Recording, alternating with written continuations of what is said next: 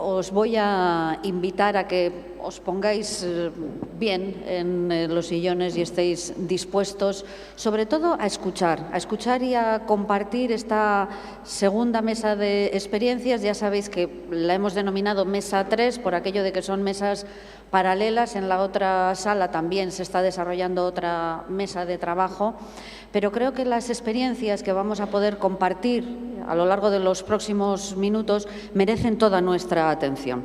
El título es Servicios de apoyo y atención a personas con discapacidad.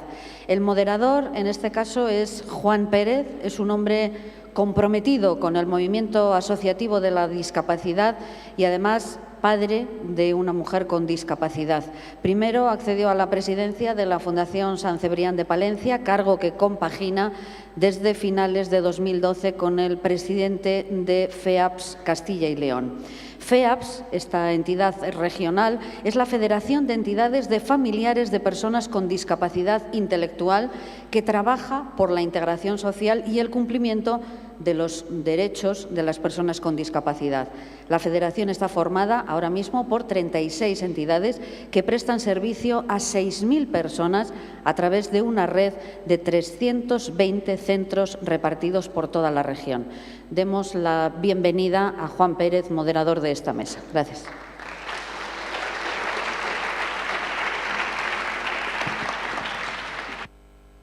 Pues muchas gracias y buenas tardes. Nos toca a nosotros iniciar la jornada de tarde y esto tiene, en mi opinión, dos problemas. Uno, que acabamos de comer bastante bien, con lo cual la digestión puede empezar a hacer sus efectos, lo que significa que los ponentes deberán estar lo suficientemente hábiles y dinámicos como para que eso no ocurra. Y la segunda cuestión es que afortunadamente, y digo bien afortunadamente, hemos asistido esta mañana a una jornada magnífica donde se han vertido grandísimas propuestas y donde hemos tenido la oportunidad de escuchar pues a los ponentes que nos han dicho muchísimas cosas que sin lugar a dudas serán extraordinariamente útiles para el futuro. Bien, lógicamente lo hemos oído esta mañana mucho, las personas con discapacidad que residen en el medio rural pues se encuentran indudablemente en una situación pues de desventaja añadida en función lógicamente del lugar en el que residen.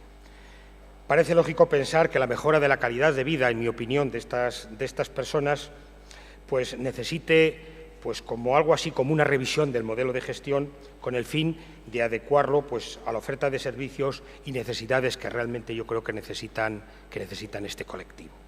Por centrar un poco el tema y por abundar un poco en cosas que aquí se han dicho esta mañana, pero que me parecen que son muy importantes, yo creo que la gente que con discapacidad o en situación de dependencia que vive en el mundo rural, pues se encuentra en una situación definida muchas veces por el propio entorno, donde realmente tiene ciertos problemas en relación con la gente que está en el medio urbano de comunicación, donde hay problemas posiblemente de accesibilidad también, de transporte, donde las relaciones sociales seguramente son mucho más complicadas, hay pues una perspectiva de género, en el caso de la mujer, por el mero hecho de ser mujer también, pues puede generar también alguna incertidumbre, donde los sistemas de protección social, entendiendo como tal la salud o el transporte sanitario, también tienen, que duda cabe, alguna deficiencia, y donde posiblemente también las políticas, especialmente relacionadas con las personas con discapacidad, como son todas aquellas acciones positivas o ayudas técnicas, pues evidentemente también se ven un poco modificadas o lastradas, ¿no?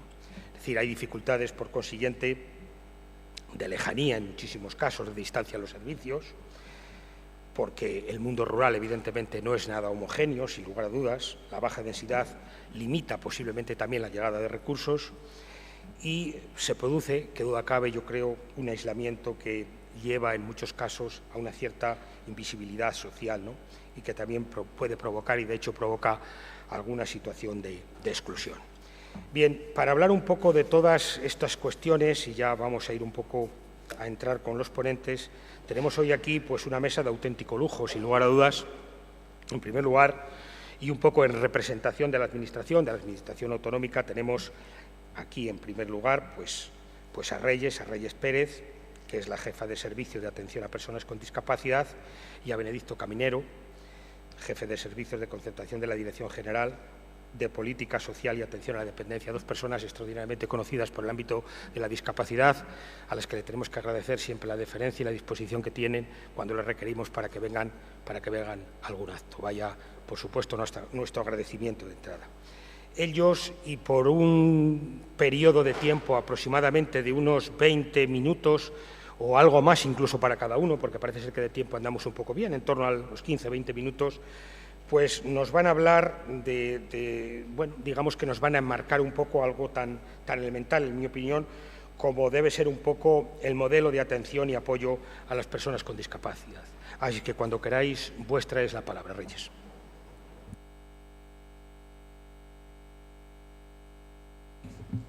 Vale. Bien. Muchas gracias, Juan, por la presentación. En primer lugar, como es de bien nacido ser bien agradecidos, muchas gracias por invitarnos a la Administración a formar parte de esta primera conferencia nacional. El encargo que nos habían hecho a mi compañero y a mí, a la Administración Autonómica, es el esbozar o el ofrecer un pequeño boceto de en qué camino nos encontramos hacia un modelo de atención a las personas con discapacidad, aquí en concreto ahora en Castilla y León, y al unísono con las organizaciones que estáis aquí presentes. Nosotros habíamos planteado la presentación, bueno, pues intentando exponer algunos de los elementos teóricos, incluso legales, que creemos que en los que se deben sustentar el modelo, para ofreceros sobre todo, y eso le voy a ceder luego la palabra a Benedicto, aquellos elementos más prácticos en los que estamos involucrados en desarrollos o en pilotajes para que podamos ver posibles líneas por las que podemos empezar a hacer realidad el nuevo modelo de atención a personas con discapacidad. Esta mañana ya muchos de esos elementos novedosos o innovadores ya se han ido planteando por diferentes ponentes o en las diferentes experiencias, ¿no? Para nosotros, y tal como se ha puesto en manifiesto a lo largo del día, creemos que hay dos dimensiones básicas o dos ejes transversales en el que se debe sustentar este nuevo modelo hacia el que caminamos. Uno es la dimensión de ciudadanía con elementos de referencia a lo que es el ejercicio de los derechos, a su desarrollo a través de proyectos de vida, mediante itinerarios personalizados de inclusión. Y la otra dimensión que creemos muy importante y que parece que estaba un poco ahí olvidada, que es la dimensión comunitaria. El poner en valor el territorio como un elemento tanto de cara a la planificación como un elemento de cara a la participación y a la organización comunitaria. Como ya se ha dicho esta mañana, la Convención de la ONU pues marca el pistoletazo de salida de consagrar ese tránsito o ese cambio hacia un nuevo modelo de la discapacidad basado en las capacidades y en los derechos de las personas con discapacidad. Y no puede ser de ninguna otra forma que la Ley de Servicios Sociales que tenemos en nuestra comunidad autónoma y lo que supone la Ley de Igualdad de Oportunidades como colofón a esa nueva legislación que apuesta por los derechos de las personas con discapacidad, por sistemas de apoyos que hagan posible que las personas con discapacidad puedan vivir en igualdad de condiciones y de oportunidades y desarrollar sus proyectos de vida a lo largo de todo su ciclo vital como cualquier persona. Y sabemos que no solamente es necesario el apoyar, sino que también es necesario el trabajar con el entorno y en el entorno, porque los proyectos de vida no los desarrollamos en el aire, ni solo los hacemos en un tubo de ensayo en un laboratorio, ¿no? Entonces, de ahí que veamos la necesidad que, primero, el territorio sea un elemento para tenerlo en cuenta a la hora de planificar los recursos en el medio rural, a la hora de configurar esos recursos, a la hora de estructurarlos, el que tengamos que buscar otras formas de gestionar y otras formas de organizar, pero que también el territorio sea un elemento que nos dé nuevas oportunidades y que permita el crear redes, porque está muy bonito que siempre hablemos de la comunidad, pero muchas veces sabéis, mejor vosotros que estáis trabajando a pie de tierra, que el medio social con el que nos encontramos es un medio social fragmentado y excluyente, ¿no? Y que es necesario el ir tejiendo redes y el poner y en alienar tanto los recursos formales de las administraciones públicas o de las organizaciones como de los propios recursos no formales, ¿no? Y que realmente nos involucremos tanto los servicios sociales, la educación, el empleo, las organizaciones, las administraciones, en crear procesos en clave de prevención, procesos en clave de promoción de la autonomía personal, de la inclusión social y de desarrollo local, como en el ámbito que nos ocupa, un desarrollo rural que sea integral, que sea sostenible y que genere empleo. Y ahí las organizaciones que estéis trabajando en el ámbito de la discapacidad, a lo largo de la mañana nos habéis dado diferentes ejemplos. Por lo tanto, creo que este modelo basado tanto en clave comunitaria como en clave de ciudadanía supone un reto. Claro que para las organizaciones, claro que para las administraciones. Tenemos que convertirnos en organizaciones sociales abiertas, que seamos socialmente inteligentes, que escuchemos al entorno, que busquemos nuevas respuestas y nuevos retos. Pero claro, desde luego que yo creo que, y por lo menos es la línea en la que estamos, en que podamos hacerlo en un espacio de cooperación de las administraciones con las organizaciones y con las propias personas. En eso estamos y desde esa clave ya hemos empezado algunas líneas de trabajo que Benedicto va a exponeros.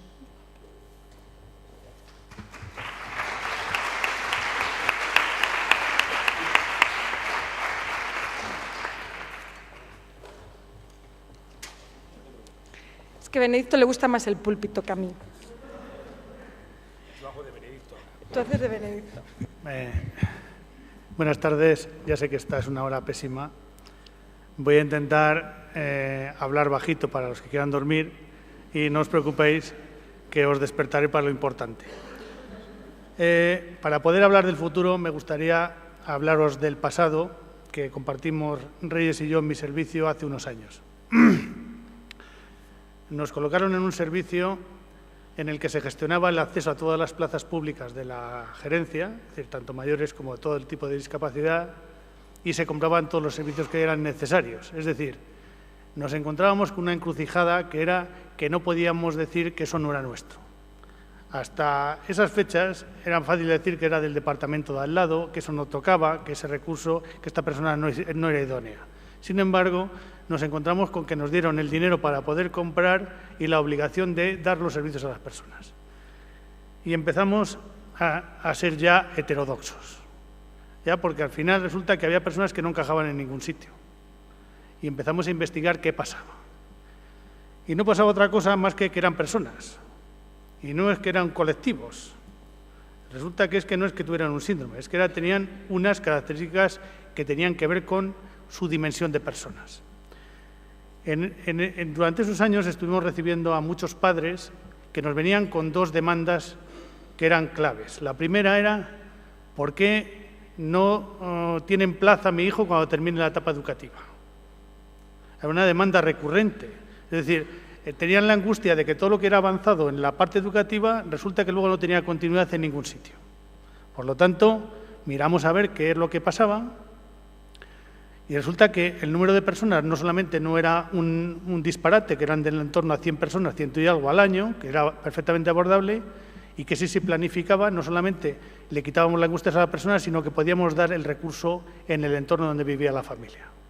Por lo tanto, segunda conclusión, es muy importante tener recursos en todo el territorio, porque si no, no puedes darle la continuidad de cuidados. Tercera cuestión era, y era también otra de las demandas recurrentes, ¿qué va a pasar cuando nosotros no estemos? Claro, yo tengo una hija y tengo claro que si no se puede valer, mi gran preocupación es que alguien se ocupe de estar cuando yo no estoy. Por lo tanto, garantizábamos que a la persona se le daba la plaza de forma automática sin tener que esperar lista de espera. Esto lo que nos fue haciendo es configurando varias ideas. La primera, que hay que atender a las personas, no a los síndromes. La segunda es que hay que atender al territorio, es decir, hay que fundamentalmente trabajar sobre el entorno y entonces no es tan importante que esté en un centro especializado porque le quitas del entorno y del contacto con sus apoyos naturales. Y la tercera cuestión es que para que lo que es la continuidad de cuidados, el dar el cuidado en el momento oportuno era clave. Es decir, costaba lo mismo, pero se producía un gran valor. Por lo tanto, eso ha hecho configurar una nueva forma de entender la atención. Primero, las personas son personas no están ligados a síndromes. Hace poco estuvimos en una charla, últimamente hemos viajado bastante, y había una cosa muy interesante que decía un director de centro de personas con discapacidad, y es que una persona con discapacidad se parece tan poco a otra con discapacidad, se parece más a una persona que no tenga discapacidad que a otra persona con discapacidad. Por lo tanto, hay un elemento crucial que es hacer un buen diagnóstico de cuáles son los apoyos que precisa cada persona. No tanto así que esa persona encaje o no a cada centro. Nos hemos pasado estos últimos años encajando a personas con los centros. Nos hubiera gustado que los centros fueran polivalentes y fueran capaces de adaptar una respuesta a cada persona y no al revés. No puedo decir que no haya organizaciones que han hecho un esfuerzo importante en esto, pero a nuestro juicio, es el camino.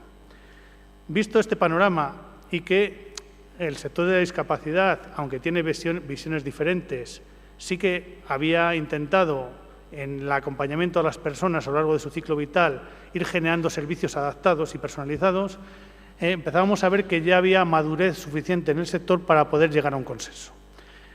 Este es el tema de por qué planteamos un nuevo modelo de atención. No es un nuevo modelo que tiene la Administración, es un nuevo modelo al que os invitamos a participar para construirlo juntos. No lo podemos construir sin consenso y no lo podemos construir en contra de nadie. Esto tiene que ir a favor de las personas. Entonces, ¿cuáles son los elementos que nos animan a pensar que hay que hacer un nuevo modelo? Como sabéis, estamos en una crisis que no es coyuntural. Esta es una crisis que va a durar de largo y que además nos va a obligar, si no queremos perder calidad de atención, a ser eficientes. Es decir, puesto que no hay más gasto, hay que gastar mejor.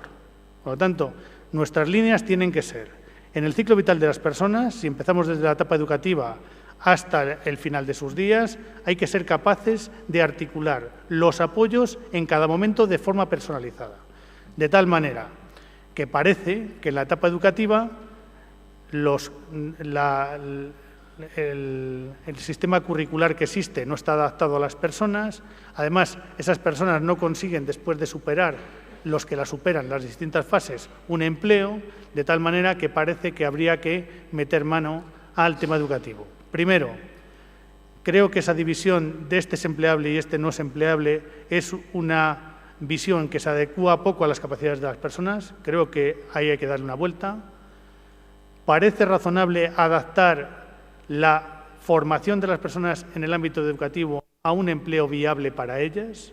Es decir, se trata de dejar de dar conocimientos de carácter horizontal que luego no tienen ninguna utilidad y que además desincentivan a seguir en esa etapa.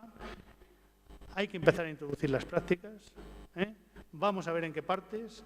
Y todo lo que no quepa en una parte de la Administración tiene que estar en otra. Es decir, si la parte educativa no puede dar, la continuidad en servicios sociales tiene que garantizar la formación de estas personas. Es decir, nuestro objetivo no es que estén en un sistema de servicios sociales paralelo a la inclusión y al empleo.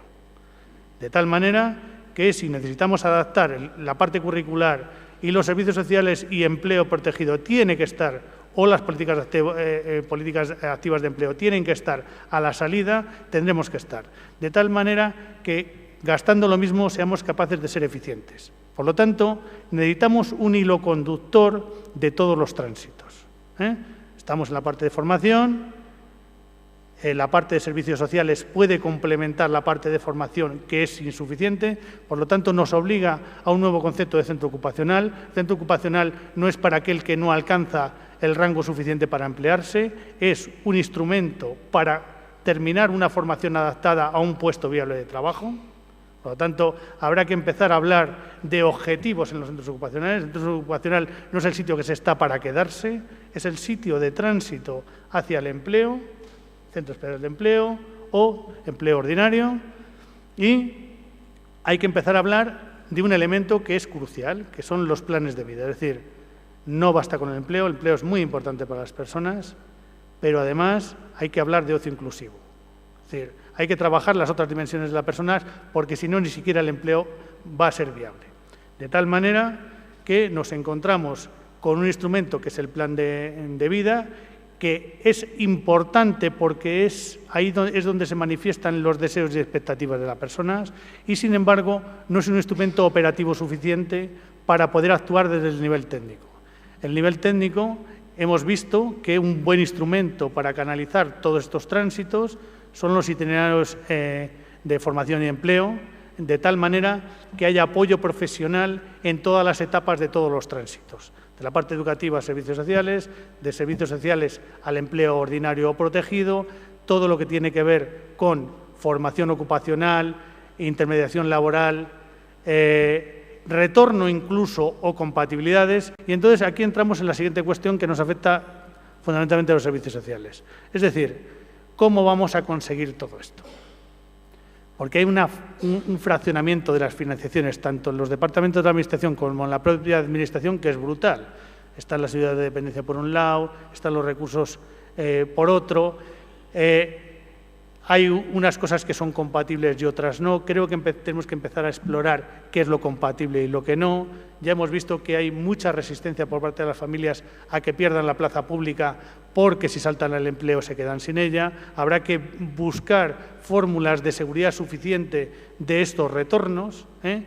Tenemos que hacer más compatible, además, ya lo hemos hecho, tenemos que profundizar en ello, el centro ocupacional con el empleo, es decir, empleos a media jornada o a horas tienen que ser compatibles con el centro ocupacional. El centro ocupacional no es un fin en sí mismo, es un instrumento y a mí me gustaría que en la reflexión final de los derechos de las personas pensáramos en todas, no en aquellas que el sistema educativo ha considerado que son empleables o que nosotros consideramos que son empleables. Sí, vale, gracias. Por no introducir solamente elementos de futuro, algunos elementos de presente. Es decir, hemos sido capaces de hacer algunas cosas ya. Hemos visto que la continuidad de cuidados no solo es posible, sino que es rentable. Es decir, es mucho más barato atender bien que atender mal.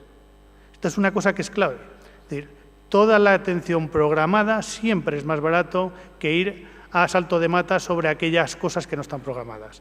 De tal manera que si somos capaces de unir los esfuerzos de las políticas activas de empleo, de forma orientada a las personas con discapacidad, una educación que sea capaz de una adaptación curricular adaptada y los servicios sociales como instrumento para el empleo y la vida independiente, habremos conseguido que no gastando más, no haciendo mucho más gasto, a lo mejor un poco más de gasto, pero no haciendo mucho más gasto, conseguiremos ir en vía de los derechos que decía Reyes, vida independiente y empleo para los máximos posibles. Eso es todo.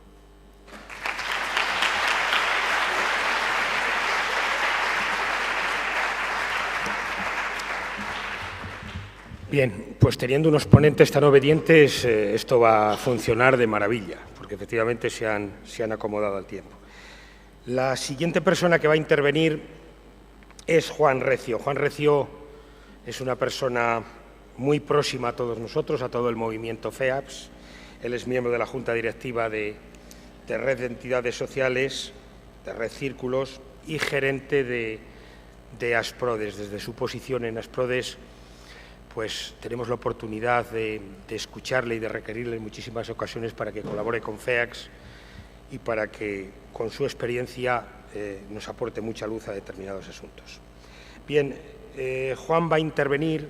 Él piensa que evidentemente pues, los servicios de atención a las personas con discapacidad intelectual o con necesidades de apoyo, además de ser un derecho, pueden efectivamente generar una oportunidad de empleo y de riqueza en este medio pues, un poco tan denostado como es el medio rural. Y va a intentarnos, con esa capacidad de síntesis que le caracteriza también, pues hacer una propuesta de cartera de servicios en el medio rural.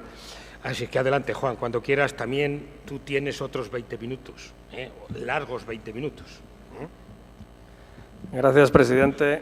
Se los habría cedido gustoso a Reyes y Benedicto porque es impresionante ver cómo tienen de interiorizado, además, lo que para nosotros en el equipo de Red Círculos, cuando hemos planteado el tema de cartera de servicios, son los principios que deben regir un poco lo que van a ser o deben ser los actuales centros y lo que pueden ser futuros centros o futuras plazas dentro de la cartera de servicios.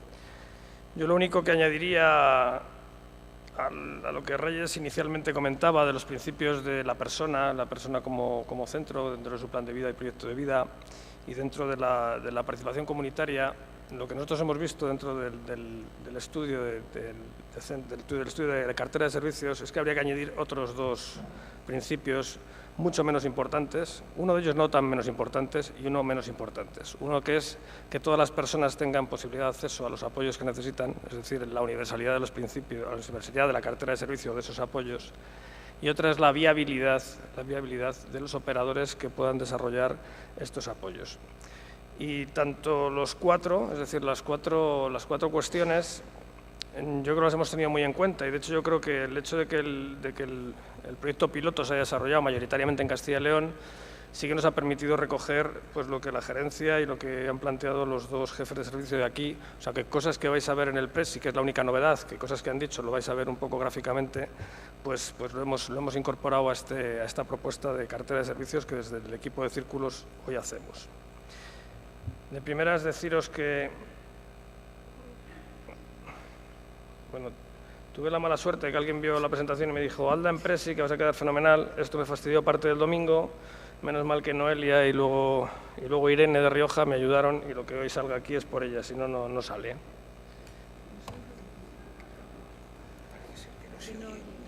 Ahí.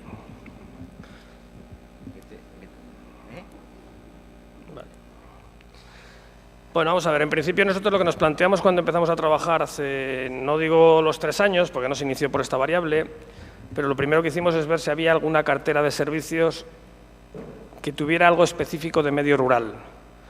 Chequeamos la cartera de servicios de FEAPS, no sé si sabéis que la Confederación hace unos años sacó una cartera de servicios y sí que específicamente en la cartera al final decía que aquellas plazas del medio rural tendrían un incentivo en la financiación, no recuerdo si era un 5 o un 10%, y ahí lo dejaba, es decir, no entraba en ningún aspecto cualitativo. Sí que a lo largo de todo lo que puede ser el desarrollo en las zonas comarcales hemos percibido que distintas administraciones, a través de distintos convenios, han hecho transportes adaptados, apoyo a esos transportes adaptados como un elemento diferenciador del medio rural y como luego Anabel va a comentar, pues hay algunas administraciones locales que incluso han dispuesto un modo de organizarse con convenios propios de las entidades locales que han asumido parte de la responsabilidad de que el medio rural también tuviera ese contexto de universalidad de apoyos. Nosotros lo que hemos planteado que en toda cartera o en todos los centros que hemos visto hay una necesidad de viabilidad para hacer o operar en el medio rural. O sea, lo que no es normal es que después de ver muchas comarcas veamos que el desarrollo es insuficiente, con lo cual algún problema de viabilidad habrá. Como planteaba Luis Quevedo esta mañana, a lo mejor hay alguna responsabilidad por parte de las entidades que somos un poco urbanitas, pero también añadimos que hay algún problema de viabilidad por lo que luego avanzaremos.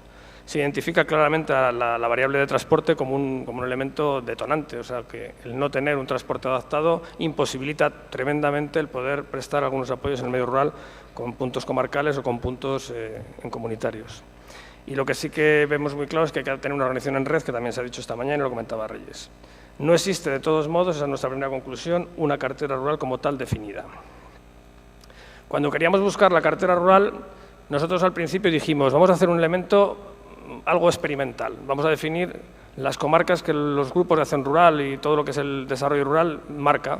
Ellos definen 4 tipos de comarca: rural, crítica, rural no crítica, interurbana y periurbana. Casi todos son variables que tienen que ver con la población o con el contexto, que el contexto evidentemente marca. Entonces dijimos, vamos a intentar chequear a ver si podíamos extrapolar de esta diferenciación de comarcas algún tipo de variable que nos permita el facilitar pues eso, que los apoyos se puedan suministrar en cada comarca en función de su tipo de característica rural. Constituimos un equipo de expertos de las distintas asociaciones que forman el proyecto Círculos, o sea, gente que ya perfectamente conoce el paño, tanto de proyectos individuales como de cartera, sobre todo en medio rural, pero algunos de ellos incluso en el medio en el medio urbano y también algunos en el medio rural. Estudiamos 20 comarcas. Las 20 comarcas en las cuales hemos estado en el proyecto se han estudiado tanto las ofertas en cada tipo de plazas, por qué se han producido, cuál ha sido su historia, y luego se ha intervenido, es decir, se ha hecho pilotaje, se han metido alguna variable nueva en 11 comarcas. Un poco los resultados de esto es que tenemos estudios de necesidades de las personas, un poco lo que es la previa a lo que pueden ser los proyectos individuales de casi todas las comarcas. Hemos hecho 500 evaluaciones de calidad de vida y hemos elaborado 500 planes individuales de apoyo, vamos a decir proyectos de vida o planes de apoyo. Y hemos hecho el seguimiento de 223 nuevas plazas que en el periodo donde se ha iniciado el proyecto hasta ahora se han creado. Y algunas conclusiones básicas que hemos tenido es: el desarrollo de los servicios medios rurales es insuficiente. Creo que lo he oído en todas las mesas de alguien que controle un poquito lo que se está produciendo. No quiere decir que todas las comarcas sea insuficiente, pero en general el plan donde se ha estudiado es que es claramente insuficiente. Y no es que no haya una entidad o no haya un servicio, es que no están todos los apoyos que la persona necesita. El modelo comunitario no está implantado. O sea, los centros miran a su propia gestión, no miran a su alrededor. No existe ninguna planificación territorial. En esto yo creo que hay que decir a la Administración que una de sus competencias, que es planificar, junto con las entidades o con otro tipo de instituciones, no se ha hecho. O sea, hay unas distribuciones muy irregulares en el territorio que más se debe al dinamismo que tienen determinadas entidades que a lo que son verdaderas necesidades. Entonces, este es un elemento muy importante a la hora de planificar. La cartera de servicios va a ser comarcal. Nos llegamos a la primera conclusión de que no podemos generar una cartera única porque cada comarca va a tener una cartera propia que va a ser fruto de la necesidad de las personas, la característica de las personas, sus proyectos de vida y su entorno, las oportunidades que tenga su entorno, la configuración de su entorno. Y nos propusimos una modalidad de cartera variable, sobre todo centrando en estos temas, en los proyectos de vida y en las oportunidades de entorno. Entonces llegamos y al ver todos los centros, nos encontramos que todos los centros, casi todos los centros o casi todas las comarcas, no quiere decir que no hay comarcas que no tengan nada, hay pocas comarcas que no tengan nada, pero en casi todas las comarcas que hay, lo que siempre hay es un centro de ocupación y un centro de día. Para 10, para 15, eso siempre, parece que se repite esa constante. Algunos puntualmente tienen alguna vivienda tutelada, algunos puntualmente tienen grandes residencias. Se produce el fenómeno contrario, donde no hay, se ha generado una residencia donde no solo están las personas de esa comarca, sino que vienen otras personas del medio urbano o de otro tipo de zonas y se hace una especie como de punto, íbamos a decir, de negocio, de viabilidad, porque se amplía, no es la necesidad de la zona, sino que se genera un espacio mucho más grande. Hay algunos servicios de tiempo libre admirables, ahí sí que hay una vertiente comunitaria, pero en general no existen, y hay servicios de apoyo a la familia, que es una constante, sobre todo en el movimiento asociativo.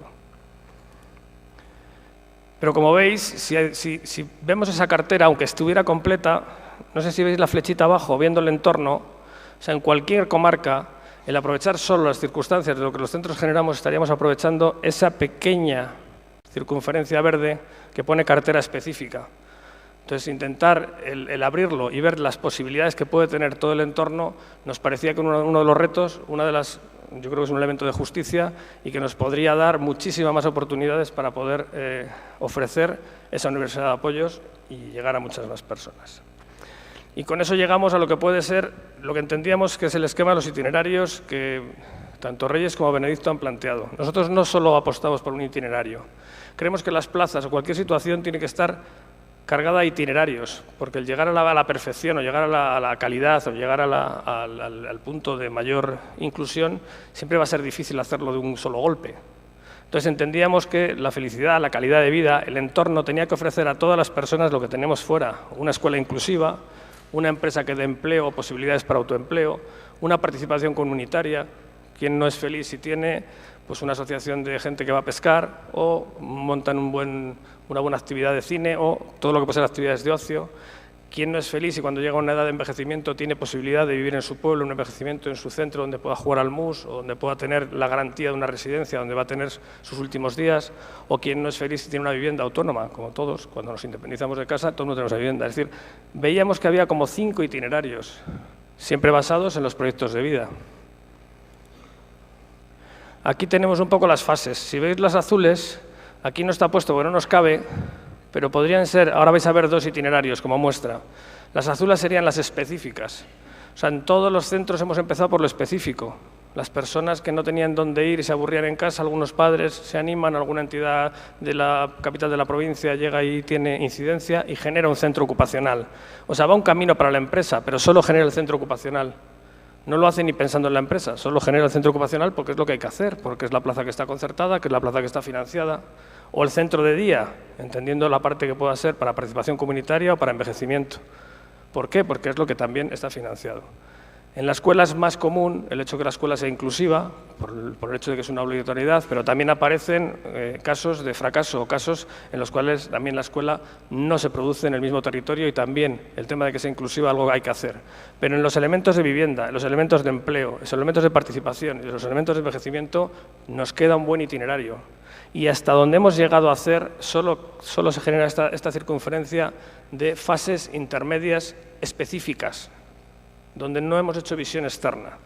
Con esto no sé si lo diré luego, pero por si acaso me corta el presidente, diría, y menos mal que hemos hecho esto, menos mal, porque lo que no se nos puede cargar ahora al mundo rural, que está totalmente sin desarrollar, es que hagamos lo más VIP. O sea, hay que hacer una estructura intermedia y tiene que haber una mínima estructura, puntos de referencia, donde podamos crecer en un mundo comunitario y llegar a la calidad de vida exterior. Es decir, las fases intermedias son importantes, para nosotros son muy importantes. Igual que estas flechas veis que tienen doble recorrido, o sea, los itinerarios no son solo de ida, son de vuelta. O sea, hay muchas personas que van al empleo, tienen deterioros y tienen que volver. Hay unas personas que viven vida autónoma, tienen crisis y tienen que ir a más tutelas. Por ejemplo, un itinerario, lo han comentado, la empresa. Estamos hablando de que el medio rural debiera tener un contexto de empresa. La realidad es que el medio rural o promueve autoempleo o promueve la economía social o no hay empresa. Si alguien me dice, no, es que en mi comarca hay una fábrica de puertas que funciona muy bien y hace inserción. Genial, ahí está la necesidad o el proyecto de vida y el contexto, que hay una fábrica de puertas. Lo normal es que no haya fábrica de puertas. Lo normal es que haya unas oportunidades, turismo accesible. Os invito a ver el vídeo que hay fuera, es impresionante lo que se ha hecho en gestión de centros especiales de empleo en turismo accesible. Es impresionante lo que se puede hacer en medio ambiente, en la mesa anterior creo que ha salido, temas de reciclaje, temas de mantenimiento de sendas. En tema de productos agroalimentarios parece que es el futuro. O sea, ayer Pau... Bueno, y los servicios de proximidad, no olvidéis, siempre y cuando generemos servicios, las personas podrán tener los apoyos. Y para eso hay un itinerario. El centro ocupacional que creamos, las formaciones profesionales, es decir, no podemos formar por formar, tienen que estar certificados, podemos empezar a hacer contratos duales. El Centro Especial de Empleo es una herramienta, ha sido valiosísima y hay que protegerla para el medio rural, es valiosísima, fórmulas de cooperativa, fórmulas dentro de los grupos. Rápidamente pasamos el otro, vivienda autónoma, que comparte con los amigos, y pasamos por las residencias, que sería lo más macro, las modularemos, viviendas apoyadas, ahí hay que generar una mínima viabilidad. O sea, viabilidad quiere decir que no podemos atender solo a 4 personas y pensar que va a estar tutelado al 100% si eso es necesario. Tendremos que generar una mínima unidad modulada al menos de 10 personas, 5 más 5, integrado, por supuesto, nunca fuera de lo que es el casco y demás. La participación comunitaria, que va desde lo que es el centro de día, que va de lo que es el centro de recursos que puede ser rentabilizado para que las personas en otras situaciones como el Alzheimer puedan recuperar, puedan tener su unidad de recuperación cognitiva, cualquier otro tipo de discapacidad, centros abiertos que puedan tener las unidades de rehabilitación física y demás. La cartera de servicio lo que propone en el fondo es que tenemos que participar en los planes de desarrollo de cada zona y procuremos, por supuesto, la accesibilidad al transporte y generemos equipos itinerantes, porque los pueblos o las zonas no van a requerir tanta carga o tanta ratio profesional. Hay que trabajar en redes, no hay tutía, sino los pueblos y las organizaciones que trabajan en ellos se quedan endogámicos, se quedan muy endogámicos, generan unas circunstancias que no salen, técnicamente no hay enriquecimiento, empiezan a haber problemas de gestión, siempre hay uno que conoce al otro, hay unos condicionantes que eso hay que saltarlo, y se salta con las redes, se salta con equipos transversales. Hay que hacer política de alianzas, hay que hacer TIC, y hay que disponer de una mínima infraestructura, guste o no guste a la administración, hace falta alguna mínima infraestructura, un punto de referencia, lo que sea. Tenemos que, por supuesto, priorizar que haya el primero, en vez de un ocupacional, un servicio de vida independiente, donde pongamos tener ese punto de referencia, donde nos sirva para el servicio de asistencia personal, donde nos sirva para todos los servicios de promoción de autonomía, donde nos sirva para el ocio inclusivo y donde nos sirva de la formación de las mujeres, sobre todo mujeres y hombres en el medio rural, para poder desarrollar esta tarea. Hablamos y proponemos en lo que es la cartera el centro multiservicios. Multiservicios significa abierto a toda la comunidad. Es decir, el centro está abierto a cualquier persona mayor que necesite la rehabilitación si ese espacio está para tal. Si hubiera algún espacio común donde nosotros iríamos a hacer la rehabilitación, también genial. Estamos hablando de un conjunto, de no un solo sitio, sino una comarca que presta todo ese tipo de servicios. Hablamos de una rehabilitación física, cognitiva, hablamos del itinerario de empleo. Me queda poco, Juan, ¿no? El servicio de viviendas, en ese tenemos especial interés porque hemos visto casos... Vitigudino es un caso, Peñaranda es otro, Ciudad Rodrigo es otro, donde se puede hacer una red importante de viviendas autónomas independientes, pero que tienen que tener al menos una pequeña unidad como madre, como de aprendizaje, donde esté más supervisado y donde sea accesible. Si eso se puede alquilar, se alquila, pero normalmente no se pueden alquilar viviendas tan grandes y accesibles, con lo cual a lo mejor eso sí que hay que construirlo. Lo han pagado los grupos de acción local, en nuestro caso, con lo cual también es una aventura de inicio y de arranque que a lo mejor no tenemos que cargar la administración que siempre cargamos, que es la gerencia. ¿Cómo implantarnos? En algunas comarcas ya es una realidad, tenemos la planificación con la administración es básica, es decir, no podemos trabajar independiente. Tenemos meter en la agenda del GAL, el GAL esta mañana nos lo pedían y yo creo que además es así. Nosotros en los grupos que hemos participado entendemos que han cambiado, han sido mucho más receptivos y han metido dentro de su programación las necesidades de las personas y nosotros hemos acudido a necesidades que ellos planteaban. Tenemos que buscar algún operador donde no lo haya, que tenga viabilidad técnica y sea un aliado local. No podemos dejar en manos de solo las entidades que tienen esa visión al medio rural, el medio que no tienen esa visión. Debiéramos trabajar en ello. Proyecto abierto comunitario y la única diferencia que veíamos en la cartera de rural es que los servicios eran más pequeños, con lo cual el apoyo económico a unidades pequeñas para que sean viables habrá que estudiarlo. Y sin más, nada, gracias.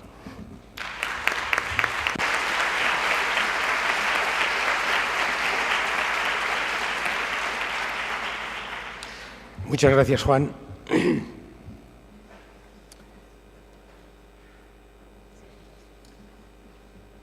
Bien, mientras se produce el cambio de ubicación, la siguiente persona en intervenir es Ana Isabel Marín, es una profesional del equipo de apoyo de Fundación Personas, diplomada en profesorado de Educación General Básica, profesora de Educación de Personas Adultas y coordinadora de programas de la Fundación ECA, entre otras cosas, y técnico del equipo de apoyo a la red de servicios del ámbito rural de Valladolid, es en calidad de esta última condición en la que realmente va a intervenir y nos va a hacer una exposición, una presentación de la red integrada de apoyo a las personas con discapacidad en el ámbito rural de Valladolid. Bien, los que hemos tenido oportunidad de escuchar ya en alguna ocasión su propuesta, bueno, su propuesta no, su realidad, porque esto es una evidencia, pues nos ha parecido que es una propuesta interesante, con lo cual, adelante y también tienes, como no, 20 largos minutos.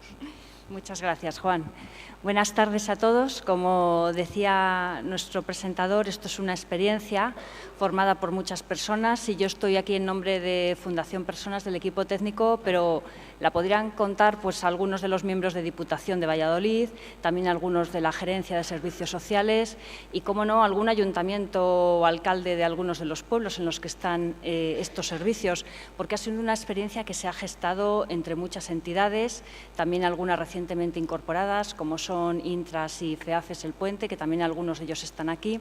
Y insisto que cualquiera de nosotros podríamos contarlo y diríamos prácticamente lo mismo. Destacar que, aunque en el programa pone red íntegra, yo creo que ha sido un error tipográfico, no se llama así porque hay otra entidad que sí que tiene este nombre. Nosotros tenemos un nombre muy largo porque no hemos sido capaces de encontrar uno más corto o quizás no le hemos dedicado a esto tiempo, que es Red Integrada de Servicios para Personas con Discapacidad del Ámbito Rural. Es un modelo de colaboración entre entidades públicas y entidades privadas y una experiencia de coordinación de los servicios sociales básicos y específicos. Como ya os decía antes, la Diputación de Valladolid ha sido la impulsora de este proyecto, que junto inicialmente con Asprona Valladolid y ahora con Fundación Personas empezaron a liderar este proyecto de dar una coordinación y una unidad a todos los servicios del ámbito rural en el año 99.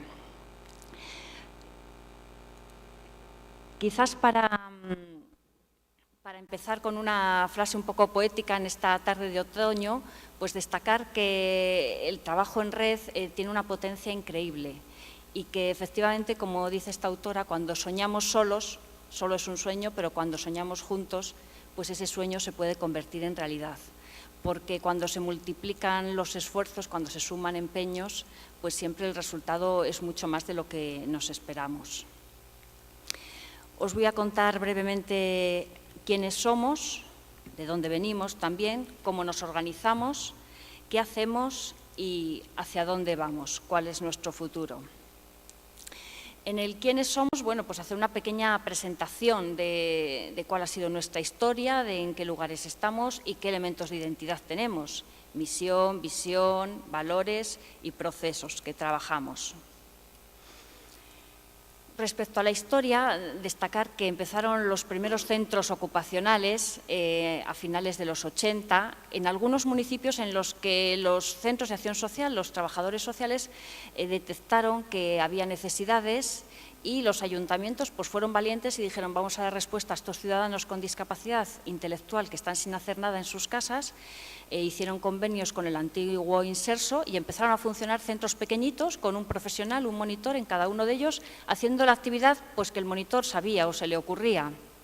Así surgen los 4 que tenéis en el primer recuadro, en Río Seco, Mojados, Nava del Rey y Peñafiel.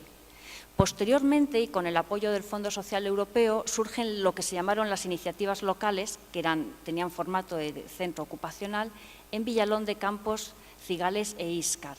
Y es en este momento, ahí al finales de los 90, cuando Diputación, que ya tenía una relación con Asprona porque se había colaborado para desinstitucionalizar a personas con discapacidad intelectual que vivían en los psiquiátricos, se le ocurrió la idea de que estos centros que estaban aislados y geográficamente dispersos, que podían tener una forma de coordinación y una forma de gestión común que les ayudara pues, a apoyarse unos a otros y a crecer juntos.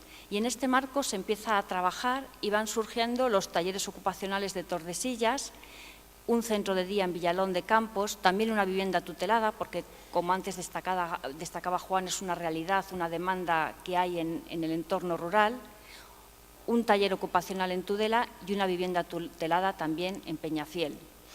Además, en la última década habían surgido talleres de apoyo a las personas con enfermedad mental, que también era una necesidad real en los pueblos y que habían surgido con el apoyo de las entidades especializadas FEAFES, el Puente Valladolid e Intras. Y estos talleres prelaborales que llamamos en Tudela de Duero, en la zona de Medina del Campo, que luego se ubicaría en Rueda, y en Peñafiel, pues también se integran en la red, por eso ese nombre tan poco original de red integrada. La realidad actual, y es algo que se ha hecho realidad en este año prácticamente, en el 2012 y lo que llevamos del 13, es que se ha conseguido un modelo común de gestión para todos estos servicios, que hay una colaboración real entre las entidades públicas y privadas implicadas a través de distintos convenios y acuerdos marco, que se ha modificado y que hay un documento marco que explica cómo es el funcionamiento y que está publicado en el Boletín Oficial de la Provincia de Valladolid del 9 de febrero de 2013 y que en todo el planteamiento las personas siempre están en el centro de la intervención y se intenta que los servicios respondan a sus necesidades. ¿De qué realidad estamos hablando? Pues en concreto de 9 centros ocupacionales, un centro de día para personas más gravemente afectadas y 2 viviendas tuteladas específicamente para personas con discapacidad intelectual y de 3 talleres prelaborales para personas con enfermedad mental. ¿Qué ocurre con estos pequeños centros que están en los pueblos? Pues ocurre para los que seáis de pueblo pequeño como con las unitarias, antiguas y actuales, que hay un poco de todo. Hay personas con más necesidades de apoyo y personas con menos. Y hay personas a veces con discapacidades diferentes a lo que es la media de lo que existe en el taller, pero que ese recurso les viene bien y acuden allí porque está cerca de su casa o hay un transporte y no tienen otro sitio al que ir. Entonces está dando servicio a personas de muy distintas edades y naturaleza. Esto es un poco la geografía de la provincia vallisoletana. Destacar que hay distancia entre algunos puntos. Por ejemplo, desde Villalón hasta Peñafiel pues son 126 kilómetros, que es 1 hora y media en coche. Y de Peñafiel a Nava del Rey, por decir algo, pues otros 107 kilómetros. O sea que aunque las carreteras en la provincia de Valladolid no sean montañosas, las distancias también existen. En cuanto al número de personas o a las plazas que hay, sí que quiero destacar que en el medio rural de Valladolid, en contra de lo que pasa en la ciudad, quedan plazas libres en algunos de los servicios, en concreto en los centros ocupacionales y en los talleres prelaborales. De hecho, de las 164 plazas autorizadas, pues solo hay ocupadas un 76% en los enfocados a personas con discapacidad intelectual, pero también en los enfocados a personas con enfermedad mental solo se ha ocupado el 78%. En el centro de día para personas gravemente afectadas también hay plazas libres y los únicos servicios que se han cubierto recientísimamente en este último mes han sido los de vivienda tutelada, que son 2 viviendas pequeñitas, una de 7 plazas y otra de 8. En total, las personas que acuden a estos centros vienen de otros pequeñitos de alrededor y están viniendo de 70 municipios diferentes, porque, como ocurre en todo Castilla y León, hay muchos pueblos muy pequeñitos, de 200, 300 habitantes. Eso quiere decir que hay 12 furgonetas en este momento adaptadas que hacen una media de 2.255 kilómetros en total para trasladar a los centros ocupacionales a las personas que son de cada pueblecito pequeño. Antes os enseñaba el mapa, por ejemplo, al taller de Íscar, por decir algo, pues vienen personas de Alcazarén, de Mejecés, de Remondo, de todos los pueblos de alrededor. En cuanto a la descripción de la población, aunque hoy hemos visto repetidamente que hay más mujeres que hombres en el medio rural, a nosotros nos pasa lo contrario. En la red hay más hombres que mujeres atendidos, quizás debido a que las mujeres están ocupando pues, otros roles en sus familias, en sus casas y no acuden a los centros. Y la media de edad pues, se sitúa en edades adultas, o sea, estamos hablando de 61 personas entre 30 y 45 años y 68 personas entre 46 y 61 años del total. O sea, que estamos hablando de una población pues ya de edades importantes. La identidad de la red se ha ido configurando gracias al trabajo de todos los profesionales, técnicos y políticos de las distintas entidades y así juntos se ha esbozado la misión que tenía que cumplir la red y la visión. Y también los valores que se comparten, y esto es muy importante porque es lo que da unidad, lo que ayuda a tejer la red. Saber que todos trabajamos con los mismos valores y en ese sentido se ha definido un valor central de orientación a la persona y otros que giran en torno a él y que a su vez se subdividen en otros que están enfocados hacia la calidad, participación, responsabilidad social, coordinación y trabajo en equipo y esperanza. Los procesos que se trabajan, pues también entre todos se ha visto cuáles eran los principales, los operativos, los estratégicos, los de apoyo.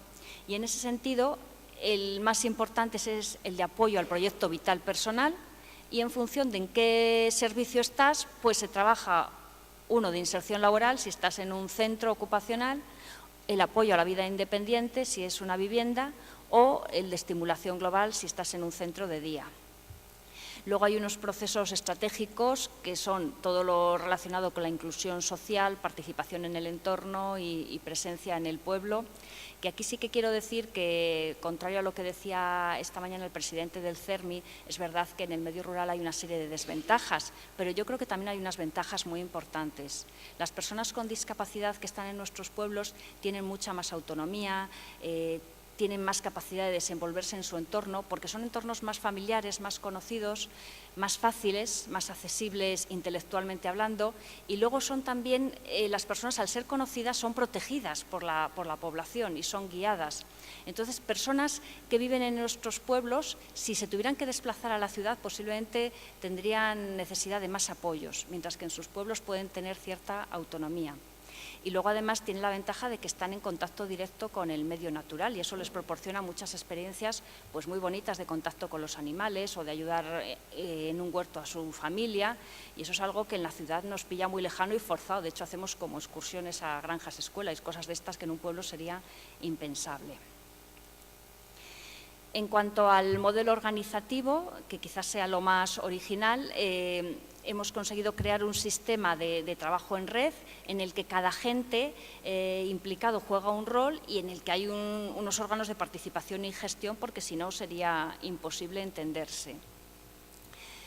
De la organización en red, destacar que es una forma de trabajo que exige mucha generosidad, que exige mucha cooperación, mucha comunicación. El uso de las nuevas tecnologías para nosotros ha sido muy importante y supone el esfuerzo de todos en caminar en una misma dirección y entender que lo que cada uno haga influye en los demás. Vale, gracias.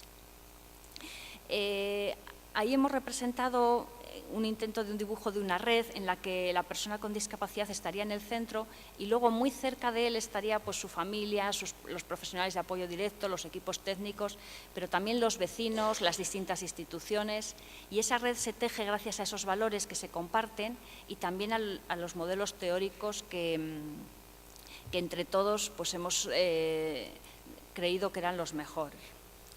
En el entramado institucional, por dar a cada institución su rol, hay que destacar que, aunque la Diputación de Valladolid es la que lidera y propone y impulsa, la Junta de Castilla y León juega un papel muy importante porque es pues, como la madre que marca el marco legal por un lado y también es la que financia y la que hace el seguimiento a través de un acuerdo marco con la Diputación. A su vez, la Diputación tiene convenios con cada uno de los ayuntamientos titulares de los servicios, porque no sé si antes lo he dicho, pero los servicios están en 10 municipios distintos y de cada servicio el titular es el ayuntamiento. Es el que tiene la responsabilidad de los equipamientos e infraestructuras. Y las entidades especializadas, que tenemos convenio con los ayuntamientos, nos encargamos de la gestión del personal solamente.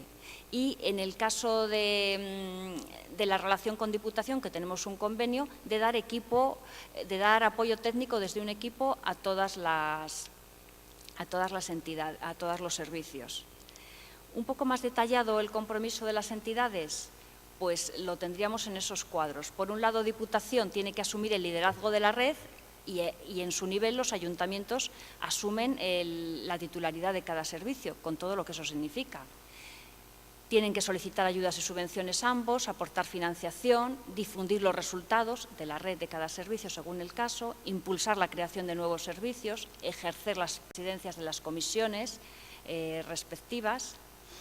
Diputación, con el apoyo de la Gerencia de Servicios Sociales, financia el personal, el transporte y el comedor. Proporciona el apoyo y el asesoramiento técnico a través de este equipo que convenia con Fundación Personas, pero también a través de los centros de acción social. Los trabajadores sociales de base participan en la gestión y luego establece criterios de funcionamiento comunes. Y los ayuntamientos son los que financian el mantenimiento y hacen las reparaciones y arreglan las cosas que se estropean, recaudan la tasa a los usuarios que pagan por acudir al servicio, suscriben la póliza del seguro y también solicitan la autorización del centro de servicio ante la Junta de Castilla y León. Y las entidades especializadas pues, hacen el apoyo y asesoramiento técnico y la gestión del personal. Para terminar, enseñaros el esquema de organización y gestión, que es el que permite que nos podamos articular, en el que están arriba del todo las personas con discapacidad como los elementos más importantes, que tienen por encima y por debajo a la vez los profesionales de apoyo técnico que cada día están ahí y que tienen una comisión técnica a la que acude siempre un representante del ayuntamiento, que es lo que permite mantener el vínculo, que suele ser el concejal delegado o a veces es el alcalde, uno de los dos profesionales de apoyo directo, un profesional de los centros de acción social, un profesional del equipo técnico y en el caso de los talleres prelaborales que apoyan a personas con enfermedad mental también puede estar un profesional de los equipos de salud mental. Además de esta comisión técnica está la comisión municipal, que se convoca 2 veces al año y en esa participan además un miembro de la Diputación y todos los miembros, lógicamente, que hemos visto antes de la comisión técnica, pero también 2 representantes de las personas con discapacidad y 2 representantes de las familias, porque el valor de la participación es clave.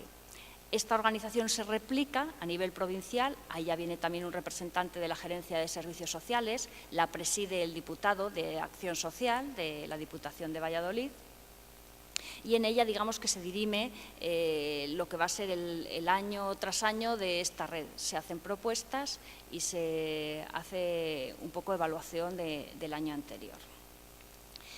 Y bueno, como nos pasa a todos, tenía alguna cosilla más que contar, pero no quiero extenderme, así que gracias por vuestra paciencia.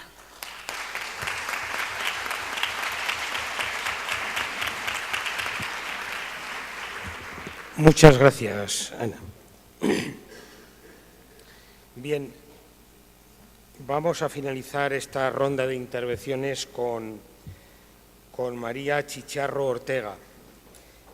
El currículum de María es de esos que dan envidia, pero bueno, yo os voy a decir que es secretaria general de la Unión de Centros de Acción Rural, que es licenciada en Filosofía y Letras por la Universidad Complutense de Madrid, posgrado en Locución, Radio y Televisión por la Universidad Camilo José Cela, colaboradora en agencias y medios de comunicación sobre mujer rural y miembro de la Red Nacional de Ponentes de Nuevas Tecnologías. Ella va a centrar su intervención sobre la Agenda de Servicios y Solidaridad para la Autonomía Personal en el Medio Rural, haciendo hincapié en la utilización y lo que suponen las nuevas tecnologías como patrón de crecimiento y de productividad. Es un honor tenerte aquí, María, así que cuando quieras, tú tienes también, otros 20 minutos. Gracias. Gracias, Juan. Muchísimas gracias. En primer lugar, quiero que me permitan felicitar a la organización por la celebración de este congreso, seminario final, sobre un proyecto piloto de estas características. Quiero decirles que un proyecto piloto es una iniciativa innovadora enmarcada dentro de la Red Rural Nacional y que ha recibido una financiación importante dirigida a experimentar una serie de modelos. Por tanto, llegar a la finalización de este proyecto con las características que yo he podido ver durante el día de hoy me parece un éxito realmente importante, porque es enmarcar un proyecto de personas en el medio rural en la realidad de un ministerio como es el Ministerio de Agricultura. Y empiezo casi con una apreciación importante, pero quiero que reciban este mensaje, porque siempre cuando yo llego a la Red Rural Nacional o llego a ver a la directora de Desarrollo Rural, siempre me dice: María, siempre traes proyectos sociales, se te olvida que estamos en el Ministerio de Agricultura. A mí me suele dar igual, porque desde muy joven he sabido que hay que luchar por las cosas que merecen la pena, no por las cosas que ya puedes hacer por ti misma, eso ya está en tu mano, vamos a luchar por algo nuevo. Por lo tanto, felicidades, porque tanto vuestro proyecto piloto como el que yo os vengo a presentar han metido un gol. Entonces, seamos del Madrid o seamos del Barcelona, hemos metido un gol y hemos ganado. Con lo cual, creo que nos tenemos que felicitar por haberlo conseguido en cuanto a la gestión. Dicho eso, os voy a presentar el proyecto piloto, que bueno, pues es uno más y creo que es de los pocos que tiene ese carácter social que comentábamos antes y que también quiero felicitar a mis compañeros de mesa porque han sabido expresar muy bien lo que creo que todos sentimos dentro cuando hablamos de realidades de este tipo, ¿no? En primer lugar, decirles que el proyecto de UNCEAR surgió ante dos problemáticas importantes. La primera era la publicación de la Agenda Digital para Europa. Es un documento que no sé si conocen. Hay una Agenda Digital para Europa y una Agenda Digital para España, que recoge pues, distintas prioridades tecnológicas que deben ir incorporándose a la realidad de nuestro país, ¿no?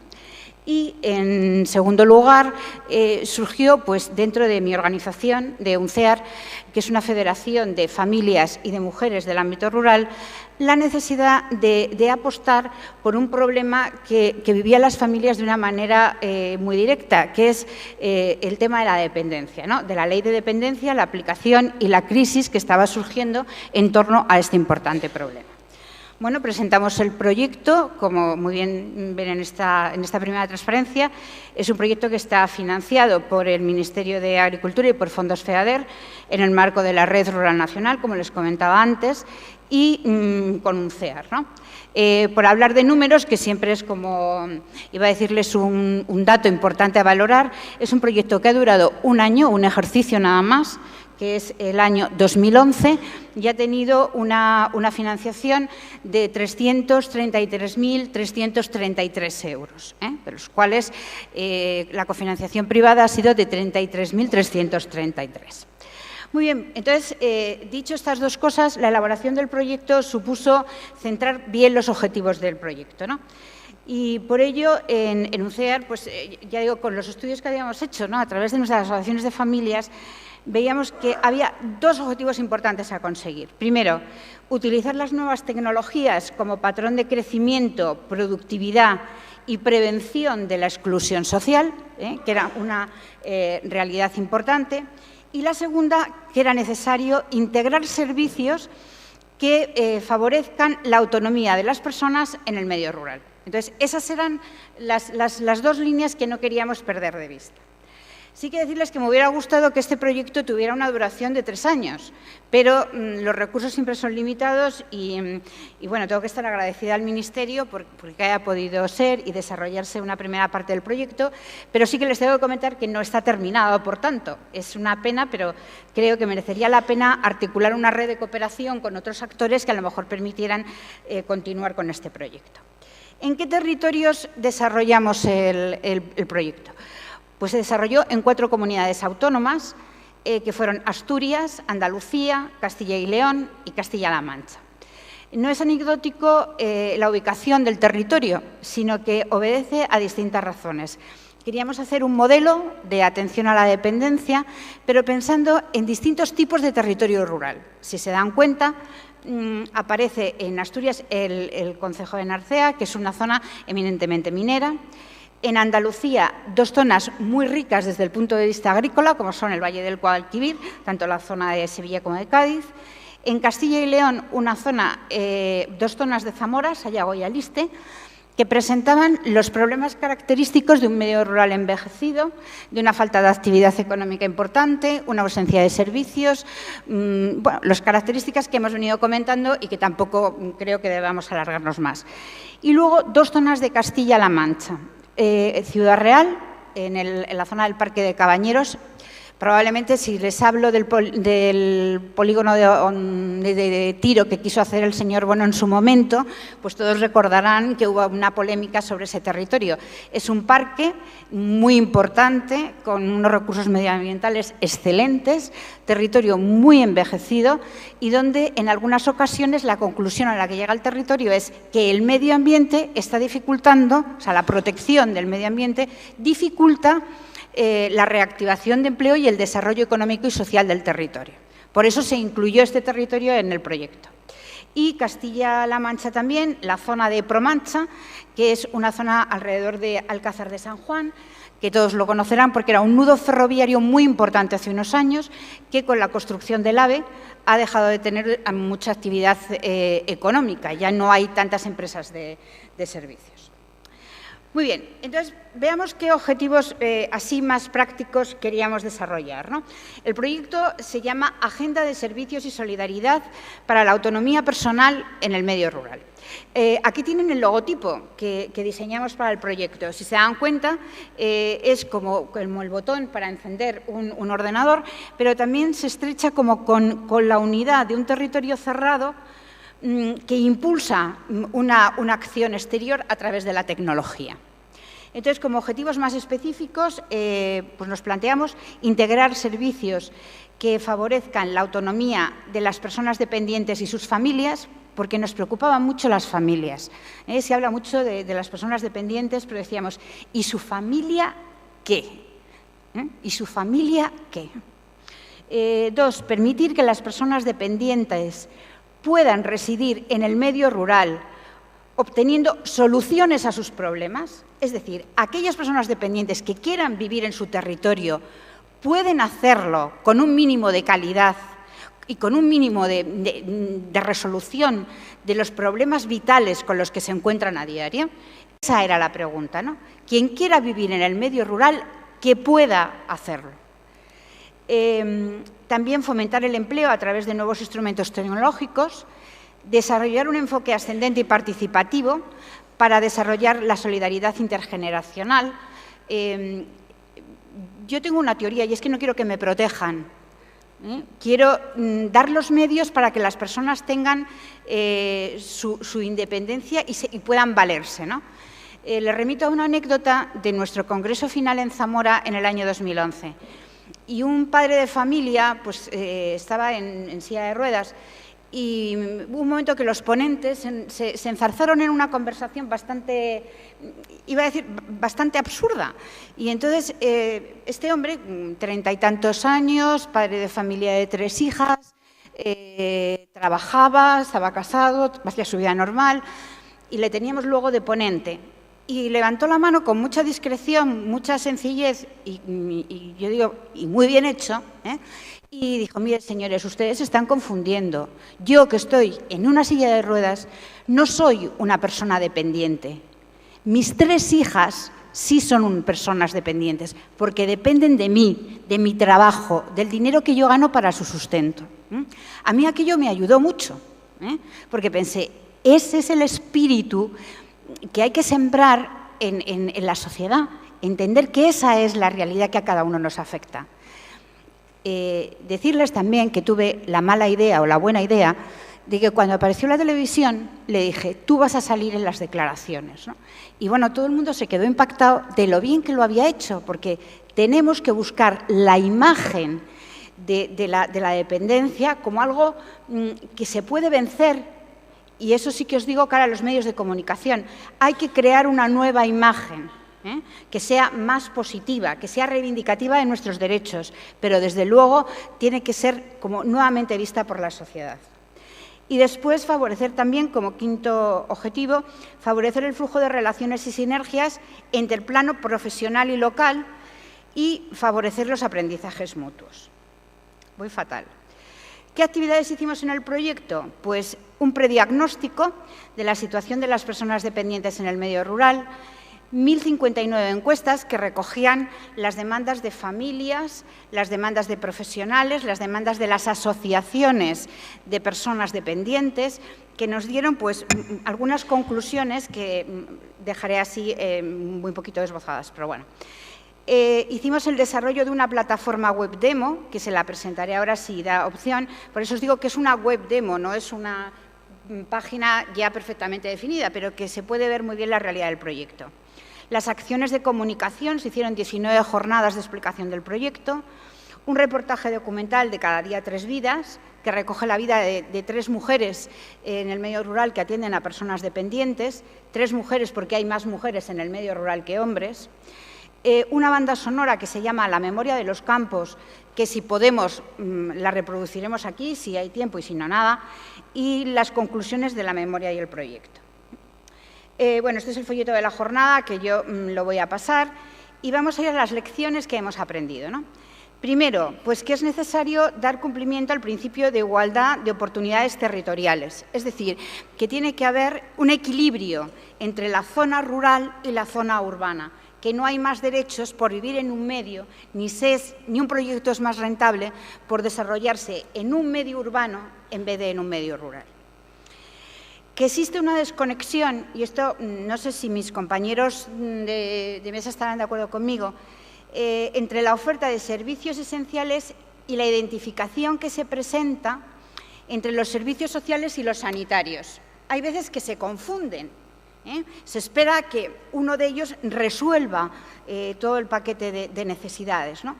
Y a veces se duplican las actuaciones y, como consecuencia, se produce un bajo rendimiento en la atención de las personas dependientes. En cuanto he distribuido algunas conclusiones por bloques, ¿no? La primera es la realidad de los servicios, ¿no? Pues mientras que la sanidad es un derecho universal y gratuito como derecho legal para todos, los servicios sociales tienen un carácter mucho más graciable, o sea, puede ser o puede no ser, y se aplican con carácter desigual. Que la red de servicios, y creo que esto es conclusión de todos los ponentes, ¿no?, es insuficiente para atender la demanda que existe en el medio rural. Muchísimas gracias. Y que las prestaciones económicas, y en particular la de los cuidados del entorno familiar y cuidadores no profesionales, sigue siendo mayoritariamente un sistema que pretende ser de servicios, pero no hay las cualificaciones necesarias en la atención de estas personas. En el bloque de empleo, pues, claro, es importante profesionalizar estos servicios. existe además un impacto negativo de género. O sea, se perpetúa la función de la cuidadora mujer en detrimento muchas veces de sus posibilidades de desarrollo personal, profesional, etcétera. Yo siempre digo que cuando es una elección de las personas, magnífico, y yo estoy de acuerdo, pero a lo mejor no siempre es así, ¿no? Y luego se conoce el destino final de la prestación que se recibe y muchas veces podría estar enmascarando un trabajo sumergido, ¿no? Por eso decidimos hacer la ampliación en el ámbito de la tecnología y los servicios para incrementar el empleo rural. El despoblamiento en el medio rural, desde el punto de vista social, es un problema muy grave para la resolución de estos problemas. Comentarles que se ha constituido una mesa en el Senado. Será una comisión englobada dentro del marco de la Administración local, donde se va a estudiar el tema del despoblamiento. Ha habido acuerdo entre todos los partidos políticos para desarrollar este estudio, ¿no? Me parece que es una iniciativa de la que nos podemos congratular, ¿no?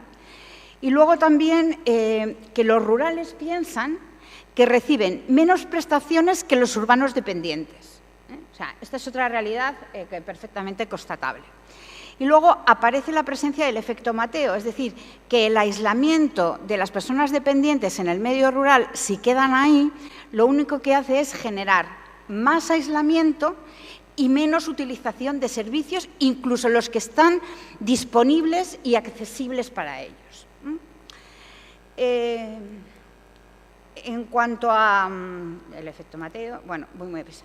Bueno, yo ya casi para terminar les iba a hacer una conexión con la página web, porque ahí sí que queríamos incluir una idea que era una bolsa de empleo de profesionales jóvenes que probablemente no pueden generar un proyecto de empleo, por ejemplo, un fisioterapeuta, realidad que nos hemos encontrado en un territorio porque no tiene suficiente servicio en un pueblo concreto, pero sí que a través de una página web donde se solicitan trabajos especializados, puede existir una bolsa de empleo que permita generar ese servicio en un entorno rural concreto. Si lo quieren ver, yo les remito a la página web de UNCEAR, que es www.uncear, lo digo por los traductores, a los que aprovecho para dar las gracias, uncear.org, donde tienen todas las conclusiones relativas a este proyecto piloto. Y a mí, para terminar, ya lo único que, si me permite el moderador, y creo que llevo 17,22, es que me lo han chivado, si no yo no lo sabría. Y ustedes, y aquí vienen, además me atacan por otro lado. Entonces, si les parece bien, les pondríamos la canción que quisimos hacer con la finalización del proyecto en defensa de lo que es la igualdad ante la dependencia.